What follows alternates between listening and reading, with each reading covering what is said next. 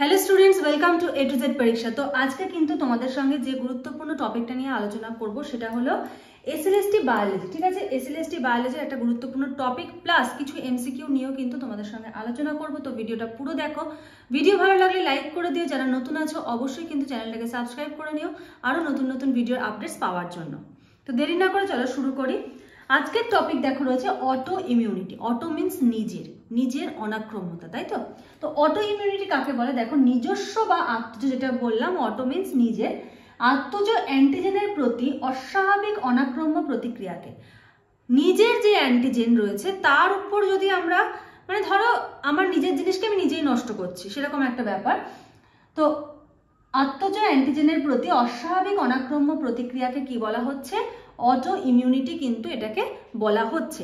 এখানে দেখো একটা ছবির মাধ্যমে তোমরা এখানে দেখতে পাচ্ছ। দেখো এই যে নার্ভাস সিস্টেম, এখানে কিছু অটো ইমিউন ডিজিজের নাম রয়েছে।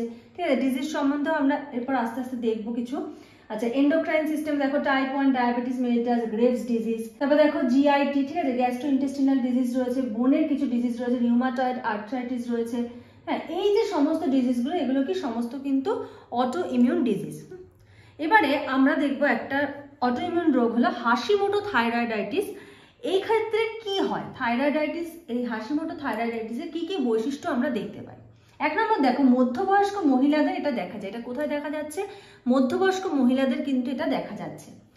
থাইরয়েড গ্রন্থির অটো অ্যান্টিজেনের বিপক্ষে অটো অ্যান্টিবডি উৎপন্ন হয়। কোন গ্রন্থির? থাইরয়েড গ্রন্থি, যার জন্য এটাকে কিন্তু হাশিমোটো থাইরয়েডাইটিস বলা হচ্ছে। এক্ষেত্রে কি হয়? গয়টার দেখা যায়। বহু থাইরয়েড প্রোটিনের বিরুদ্ধে অ্যান্টিবডি গঠিত হয়, মানে যেগুলো থাইরয়েড প্রোটিন তার অ্যাগেনস্টে অ্যান্টিবডি গঠিত হচ্ছে। থাইরয়েড প্রোটিন মানে কি? থাইরয়েড গ্ল্যান্ডের প্রোটিন। এবার সেই প্রোটিনগুলোকে যদি নষ্ট করে দেয় তাহলে নিশ্চয়ই ঠিকঠাকভাবে কাজ হবে না। তো এই প্রোটিনের অ্যাগেনস্টে কি হচ্ছে? অ্যান্টিবডি গঠিত হচ্ছে। আয়োডিন থাইরয়েড গ্রন্থিতে কম প্রবেশ করে। এবার এই যে প্রোটিনের সঙ্গে অ্যান্টিবডি বাইন্ড করছে, মানে ঘরের শত্রু বিভীষণ আর কি, যেরকম থাইরয়েড গ্রন্থি প্রোটিনের অ্যাগেনস্টে নিজের বডির অ্যান্টিবডি কাজ করে এটাকে নষ্ট করে দিচ্ছে। এর ফলে কি হচ্ছে? দেখো, আয়োডিন থাইরয়েড গ্রন্থিতে কম প্রবেশ করে। মানে সমস্ত মেকানিজমে যদি ঠিক না থাকে তাহলে আয়োডিন থাইরয়েড গ্রন্থিতে প্রবেশ করার যে মেকানিজম সেটাও ঠিক করে হবে না। কম প্রবেশ করার ফলে কি হয়? থাইরয়েড হরমোন কম উৎপন্ন হয় এবং এর ফলে থাইরয়েড হরমোনটা কম উৎপন্ন হয় এবং এটাকে বলা হচ্ছে হাশিমোটো থাইরয়েডাইটিস। ঠিক আছে, নেক্সট আরেকটা রোগ দেখো, রিউমাটয়েড আর্থ্রাইটিস। তোমরা প্রত্যেকেই প্রায় ঘরে শুনে থাকবে যে আর্থ্রাইটিস একটু এজেড যে সমস্ত মহিলারা রয়েছে বা বয়স্ক মহিলারা যারা রয়েছে তাদের ক্ষেত্রে এগুলো বেশি শোনা যায়। দেখো, 40 থেকে 60 বছর বয়সী মহিলাদের ক্ষেত্রে দেখা যায়, যেটা বললাম আমি। অস্থিসন্ধিতে দীর্ঘকালীন প্রদাহ ঘটা। অস্থিসন্ধি, বোনের যে জয়েন্ট, এই জয়েন্টগুলোতে কি হবে? ব্যথা হবে। এছাড়াও রক্ত সম্বন্ধীয়, এবার এটা যদি আরো বেশি, রোগটা বেশি যদি স্প্রেড করে যায় তখন কি হবে? ব্লাডের সমস্যা দেখা দেবে, হার্টের সমস্যা দেখা দেবে, রেসপিরেটরি সিস্টেমেও কিন্তু সমস্যা দেখা দেবে। রিউমাটয়েড আর্থ্রাইটিস RA আক্রান্ত ব্যক্তিরা রিউমাটয়েড ফ্যাক্টর নামে অটো অ্যান্টিবডি প্রস্তুত করে। তাহলে এক্ষেত্রে কোন অটো অ্যান্টিবডিটা কাজ করছে? এটার নাম কি? Rheumatoid factor. ঠিক আছে, তাহলে এই দুটো ডিজিজ সম্বন্ধে আমরা দেখলাম। এবারে আমরা দেখে নেব হলো কিছু MCQ কোশ্চেন। ঠিক আছে, তো MCQটা স্টার্ট করার আগে বলে রাখি, তোমাদের SLST বায়োলজির কিন্তু নিউ ব্যাচ চলছে। তো যদি কেউ ক্লাসে জয়েন করতে চাও তারা ক্লাসে জয়েন হয়ে যেতে পারো। আর তোমাদের ফুল নোটসেরও ব্যবস্থা রয়েছে। ঠিক আছে, যদি কেউ মনে করো ফুল নোটস নিয়ে ফ্রি ক্লাস করবে, ঠিক আছে, সেটাও করতে পারো। যদি কেউ রেগুলার ক্লাস করতে চাও সেটাও করতে পারো। সমস্ত রকম ব্যবস্থাই রয়েছে। শুধু নিচে ডেসক্রিপশন বা স্ক্রিনে যে নাম্বার দেখতে পাচ্ছ সেই নাম্বারে যোগাযোগ করে একটু ডিটেলসটা জেনে নিও যদি কেউ ক্লাসে জয়েন হতে চাও। তো দেখো, মাল্টিপল চয়েস প্রথমটা চলে আসছে। দেখো, বহিরাগত অ্যান্টিজেনের অপসারণ করাকে কি ধরনের অনাক্রম্যতা বলে? বহিরাগত অ্যান্টিজেন মানে অ্যান্টিজেনটা কোথা থেকে আসছে? বাইরে থেকে আসছে, এদেরকে অপসারণ করতে হবে। ঠিক আছে, বাইরে থেকে কোনো একটা খারাপ জিনিস এসে সেটাকে আমাকে অপসারণ করতে হবে। এই ধরনের অনাক্রম্যতাকে কি বলে? অপশন দেখো, সহজাত, অর্জিত, রস নির্ভর, কোষ নির্ভর। তো তোমরা একটু চেষ্টা করো এটার অ্যান্সার কি হবে। সহজাত অনাক্রম্যতা, অর্জিত, রস নির্ভর, কোষ নির্ভর। ঝটপট করে একটু বলো দেখি এটার অ্যান্সার কি হবে। বহিরাগত অ্যান্টিজেনের অপসারণ করাকে কি ধরনের অনাক্রম্যতা বলে? সহজাত, অর্জিত, রস নির্ভর, কোষ নির্ভর। অ্যান্সার কি হবে? তো চলো আমি বলে দিচ্ছি। দেখো, অ্যান্সার হবে রস নির্ভর অনাক্রম্যতা। ঠিক আছে, অ্যান্সার হবে কি? রস নির্ভর অনাক্রম্যতা। পরের প্রশ্ন, অনাক্রম্যতা শুধুমাত্র মেরুদণ্ডী প্রাণীতে দেখা যায়? খুব ভালো প্রশ্ন, কিন্তু একটা অনাক্রম্যতা যেটা শুধুমাত্র মেরুদণ্ডী প্রাণীতে কিন্তু আমরা দেখতে পাচ্ছি। কি কি অপশন দেখো? সহজাত, অর্জিত, রস নির্ভর, কোষ নির্ভর। তো এটার অ্যান্সার কি হবে? একটু বুদ্ধি খাটাও তাহলেই পারবে অ্যান্সারটা করতে। কোন ধরনের অনাক্রম্যতা শুধুমাত্র মেরুদণ্ডী প্রাণীতে দেখা যায়? সহজাত, অর্জিত, রস নির্ভর, কোষ নির্ভর অনাক্রম্যতা। তো বলো এটার অ্যান্সার কি হবে? একটু কমেন্ট সেকশনে প্রত্যেকে লেখো। ভিডিও ভালো লাগলে লাইক করে দিও, ঠিক আছে? লাইক করলে বোঝা যায় যে তোমাদের কতটা ভালো লাগছে। আর তোমরা কমেন্ট করো না, আমি এতক্ষণ ধরে ভিডিও বানাচ্ছি, ঠিক আছে? একটু কমেন্ট করলে ভালো লাগে, যে ভুল হোক না অসুবিধা নেই, বা সঠিকটাও যদি হয় তাহলে তো খুবই ভালো কথা। কমেন্ট করে একটু জানাও অ্যান্সারগুলো, তাহলেও বোঝা যাবে যে তোমরা ক্লাসে কতটা অ্যাক্টিভলি জয়েন করছো, ঠিক আছে? কোন ধরনের অনাক্রম্যতা শুধুমাত্র মেরুদণ্ডী প্রাণীতে দেখা যায়?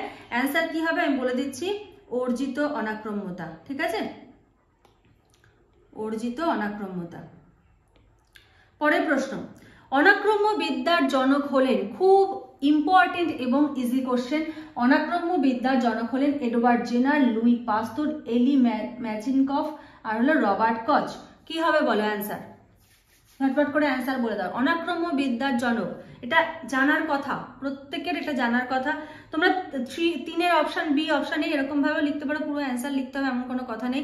কমেন্ট সেকশনে গিয়ে number 3 option A, option B, option C কি হবে 3 ডট সেই লেটারটা লিখে দিতে পারো। তাহলে আমি বলে দিচ্ছি অ্যান্সার হবে কি, লুই পাস্তুর, ঠিক আছে? পরের প্রশ্ন, 4 নম্বর প্রশ্ন দেখো, অ্যান্টিবডি কোন কোষ থেকে উৎপন্ন হয়? অ্যান্টিবডি কোন কোষ থেকে উৎপন্ন হয়? অপশন দেখো কি কি আছে, প্লাজমা কোষ, কুফার কোষ, লোহিত রক্ত কোষ, স্টেম কোষ। ঝটপট করে বলো 4-এর এ বি সি ডি কোনটা হবে? কমেন্ট সেকশনে গিয়ে লিখে দাও 4-এর এ বি সি ডি যে কোনো এক যেটা অ্যান্সার হবে সেটা লিখে দাও। অ্যান্টিবডি কোন কোষ থেকে উৎপন্ন হয়? প্রত্যেকে কমেন্ট করো, একটু অনেক কিছুতেই তো কমেন্ট করো, ফেসবুকে কমেন্ট করো, ইনস্টাগ্রামে কমেন্ট করো, এখানে না একটু পড়ার বিষয়ে কমেন্ট করলে। অ্যান্টিবডি কোন কোষ থেকে উৎপন্ন হয়? ঝটপট করে বলে ফেলো। তো বলে দিচ্ছি আমি, অ্যান্টিবডি উৎপন্ন হয় প্লাজমা কোষ থেকে, ঠিক আছে? অ্যান্টিবডি উৎপন্ন হয় কি, প্লাজমা কোষ থেকে। এরপরে এই যে প্রশ্নটা রয়েছে দেখো, বাম দিকের সঙ্গে ডান দিক মেলাও, ঠিক আছে? কি কি আছে দেখো, bursa of Fabricius, MALT mucous associated lymphoid tissue, CALT cutaneous associated lymphoid tissue, মানে এটার সঙ্গে এটা সেম আছে, থাইমাস। এদিকে অপশনগুলো দেখো, প্রাথমিক লিম্ফয়েড অঙ্গ, গৌণ লিম্ফয়েড অঙ্গ, প্রগৌণ লিম্ফয়েড অঙ্গ, প্রাথমিক লিম্ফয়েড অঙ্গ। এই যে এগুলো দেখছো, এগুলোর পার্ট, এগুলোর অংশের মধ্যে এগুলো পড়ছে, মানে ধরো প্রাথমিক লিম্ফয়েড অঙ্গের মধ্যে কিছু পার্ট পড়ছে, গৌণ লিম্ফয়েড অঙ্গের মধ্যে কিছু জিনিস পড়ছে। এবার কোনটার সঙ্গে কোনটা হবে এটা তোমাদেরকে একটু মিলিয়ে বলতে হবে, বা মিলিয়ে নিজেরাও চেষ্টা করতে পারো, ঠিক আছে? যে কয়ের সঙ্গে কোনটা হবে 1 2 3 4-এর মধ্যে, ক্ষয়ের সঙ্গে 1 2 3 4-এর মধ্যে কোনটা হবে, গয়ের সঙ্গে 1 2 3 4-এর মধ্যে কোনটা হবে। তার মধ্যে দেখো প্রাথমিক লিম্ফয়েড অঙ্গ দুটো আছে, মানে এটার আন্ডারে দুটো জিনিস এখানে দেওয়া রয়েছে। তো এই কোশ্চেনটা একটু চেষ্টা করো জানো কি না, ঠিক আছে? তারপরে তো আমি বলেই দেব।